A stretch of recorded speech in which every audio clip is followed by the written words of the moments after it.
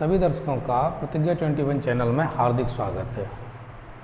आज मूल विधि का अगली क्लास को जारी रखते हैं। हम पढ़ रहे थे आईपीसी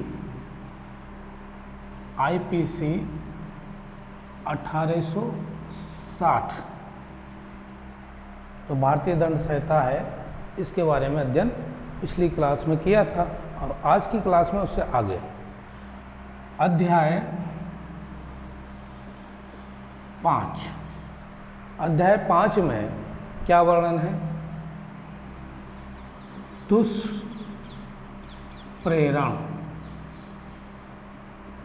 दुष्प्रेरण से संबंधित ये जो अध्याय 5 है उसका संबंध किससे है? दुष्प्रेरण से। इसमें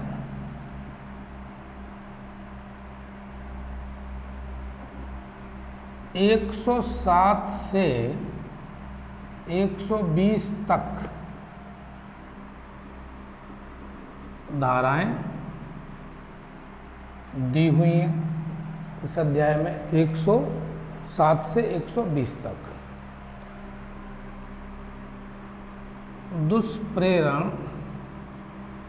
का अर्थ क्या है? किसी गलत कार्य के लिए प्रेरणा, किसी गलत कार्य के लिए प्रेरणा देना। ये तो हमने दुष्प्रेरण का अर्थ समझा। इसके आगे देखते हैं धारा 107। इसमें क्या है? तीन प्रकार के दुष्प्रेरण बताए गए हैं। 3 प्रकार के दुष्प्रेरण बताए गए हैं। पूरा अध्याय 5 जो है उसका संबंध दुष्प्रेरण से है। दुष्प्रेरण क्या है ये समझ में आ गया। किसी गलत कार्य के लिए प्रेरणा देना। धारा 107 से 120 तक हो गया। और धारा 107 में क्या दिया हुआ है? 3 प्रकार के दुष्प्रेरण बताए गए हैं। कौन से? नंबर 1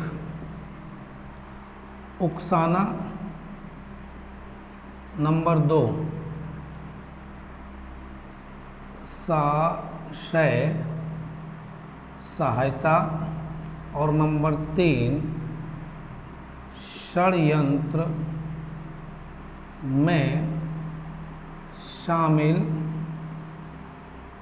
होने पर कोई सहायता।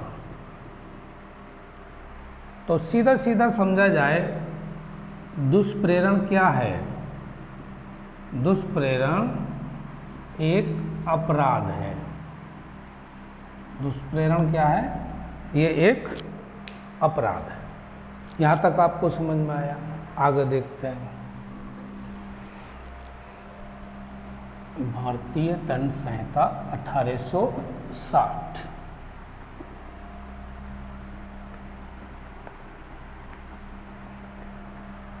धारा 111 में क्या दिया हुआ है? दुष्प्रेरण के तहत अन्य अपराध भी कर देना।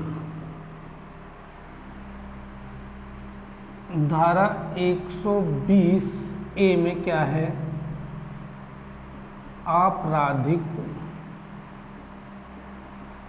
आपराधिक षड्यंत्र की परिभाषा। षड्यंत्र की परिभाषा इसमें ये दिया हुआ है कि ये अपराध है या नहीं, ये षड्यंत्र की श्रेणी में आता है या नहीं, ये सारा कुछ।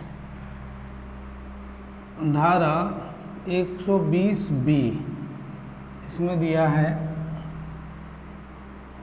आपराधिक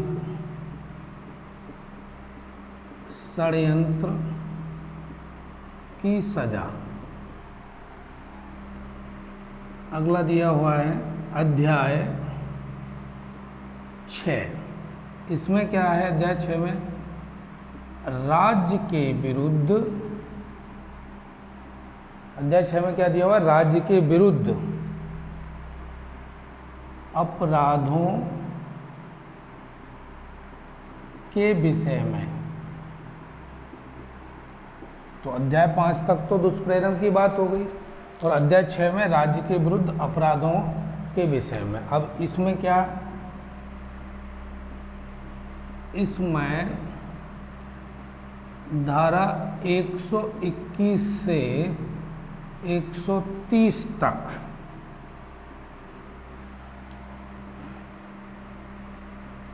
धारा 130 में क्या दिया हुआ है? किसी अपराधी को भगाने या छिपाने में सहायता करना। धारा 130 जो बेहद इम्पोर्टेंट है, चर्चा हम उसी की कर रहे हैं, क्रमबद्ध सारे नहीं लिए हैं। इन सभी अपराधी को गैर जमानती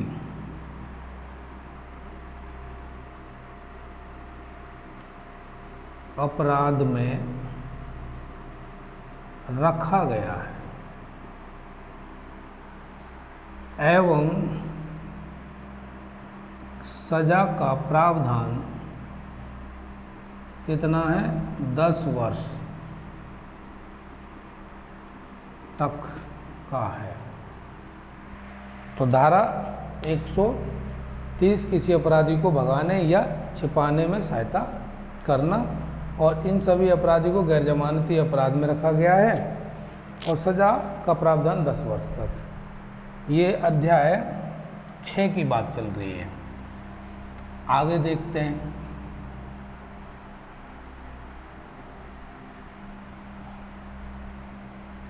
आगे अध्याय लेते हैं 7। अध्याय 7 इसमें क्या है? सेना कौमा नौसेना एवं वायुसेना, यानी जल, थल और वायु तीनों सेना से संबंधित अपराधों के विषय में। अध्याय 7 संबंधित है तीनों सेनाओं से संबंधित अपराधों के विषय में। अब इसमें क्या दिया हुआ है महत्वपूर्ण, वो देख लेते हैं। इसमें धाराएं 131 से 140 तक, इतनी तो इसमें इसी से संबंधित धाराएं हैं। धारा 132 का संबंध है किसी अधिकारी या सैनिक, अधिकारी या सैनिक को विद्रोह के लिए दुष्प्रेरित करना, ये धारा 132 में है। और धारा 140, धारा 140 में दिया हुआ है सेना की वर्दी पहनना या टोकन धारण करना ये भी क्या है, अपराध की दृष्टि में आएगा, अपराध की दृष्टि में आएगा। तो ये मैंने आपको बताया धारा 140 के बारे में, 132 के बारे में और अध्याय 7। अब देखते हैं अगला अध्याय 8। 7 के बाद कौन सा अध्याय लेते हैं, अध्याय 8। अध्याय 8 इसमें लोक शांति के विरुद्ध अपराध। अब इसमें क्या वर्णन है, लोक शांति के विरुद्ध अपराध। धारा 141 क्या बताता है, विधि विरुद्ध जमाव, मतलब भारतीय कानून के विरुद्ध इकट्ठा होना। धारा 144 ये क्या बताता है, विधि विरुद्ध किसी कार्य के लिए आयुध, आयुध का मतलब तो हथियार हो गया, आयुध या शस्त्र या ऐसी वस्तु जिससे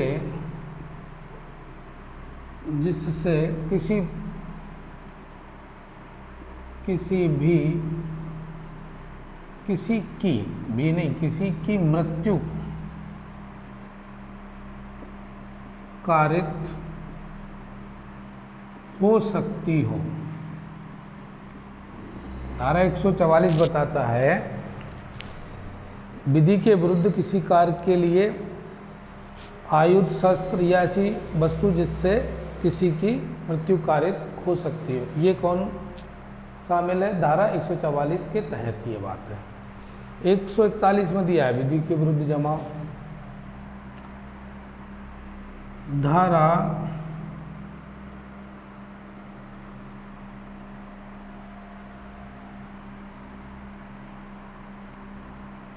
146 इसका संबंध बलवा से है, रियोटिंग। विधि विरुद्ध किसी कार्य के लिए आयुध या शस्त्र या ऐसी वस्तु जिसमें किसी की मृत्यु हो सकती हो, तो इसमें एक लाइन और जोड़नी थी हमको, को लेकर जमाव, मतलब इकट्ठा होना, ये और समझ लीजिए। और धारा 146 में क्या है, बलवा। ये क्या है, विधि विरुद्ध किसी कार्य के लिए बल का प्रयोग करना, बल का प्रयोग करना। धारा 147 कहता है बलवा के लिए दंड, और दंड का क्या प्रावधान है, 2 वर्ष की सजा प्लस जुर्माना। ये मैंने 147 तक आपको धाराएं और उनका संबंध बताया। अब इससे आगे देखते हैं।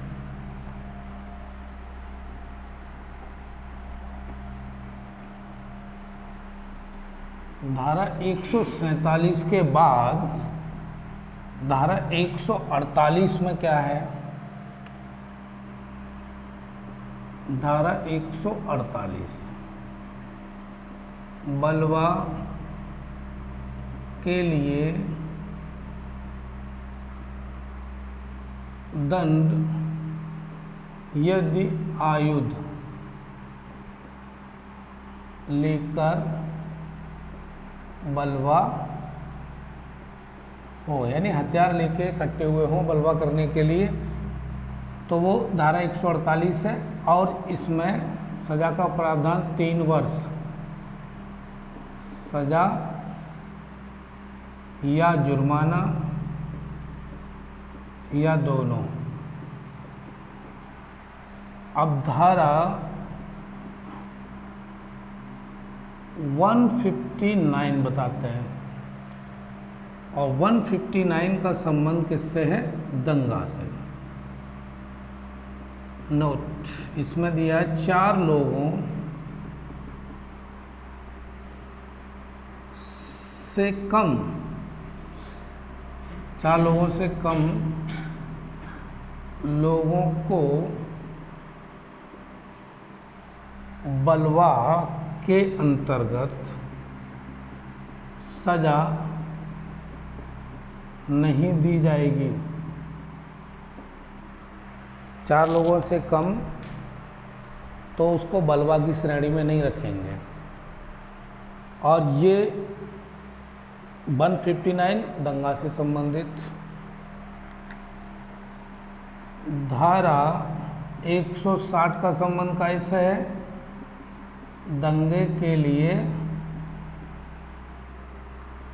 दंड का प्रावधान। दंड के लिए मतलब दंगे के लिए दंड का प्रावधान। ये धाराएं। आगे देखते हैं कौन सा अध्याय और हमें क्या जानकारी दे रहा है।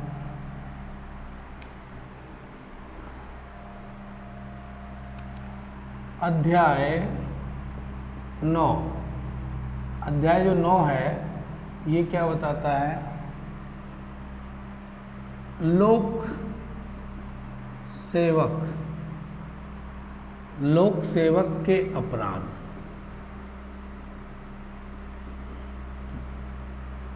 और इसमें धारा 161 से 171 तक, धारा 161 से 171 तक जो वर्णन है धाराओं का, उसमें लोक सेवक के अपराध समाहित हैं। आगे इसमें देखना है धारा 161 से 165 तक। अब इनका क्या है? निरसित। और निरसित का मतलब है हटा देना, हटा दी गई, हटा दी गई। क्यों हटा दी गई? भ्रष्टाचार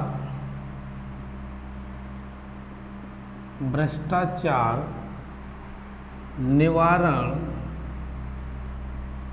अधिनियम, भ्रष्टाचार निवारण अधिनियम 1988 के तहत। कितनी धाराएं हैं ये? 161 से 165 तक ये हटा दी गई। और किस में जोड़ दी गई है ये? भ्रष्टाचार निवारण अधिनियम 1988 के तहत। इसमें जो प्रावधान था वो इस अधिनियम में आ गया। अगला है धारा 166A। क्या कहता है? लोक सेवक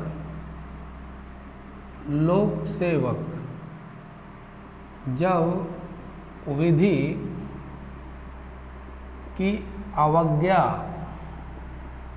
की अवज्ञा करे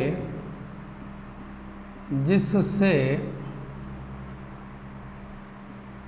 किसी की क्षति कारित होती हो,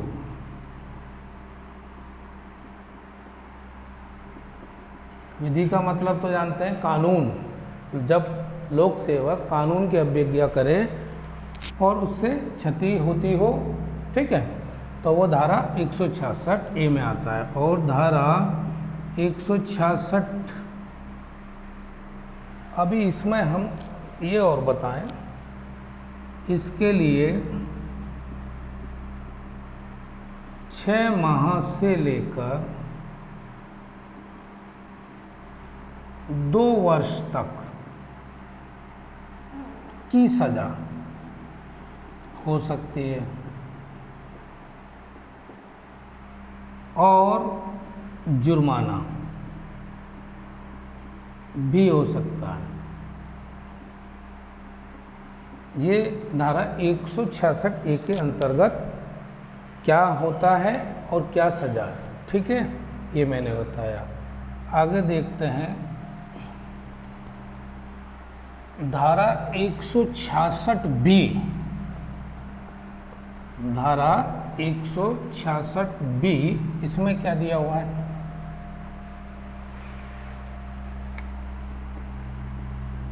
धारा 166B, इसमें है पीड़ित का उपचार न करना। पीड़ित का उपचार न करना मतलब इसका इलाज न करना। हॉस्पिटल में ही इलाज होता है तो वहाँ कोई भी मना नहीं कर सकता, इलाज करना ही पड़ता है, क्योंकि ये हमारा IPC 1860 का प्रावधान है। धारा 170 ये क्या कहता है? लोक सेवक का प्रतिरूपण, और इसकी सजा कितनी है? 2 वर्ष प्लस जुर्माना। प्रतिरूपण का मतलब छद्म वेश में स्वयं को प्रदर्शित करना, ये लोक सेवक का प्रतिरूपण हो गया। सजा 2 वर्ष और जुर्माना भी है इसमें। और धारा 171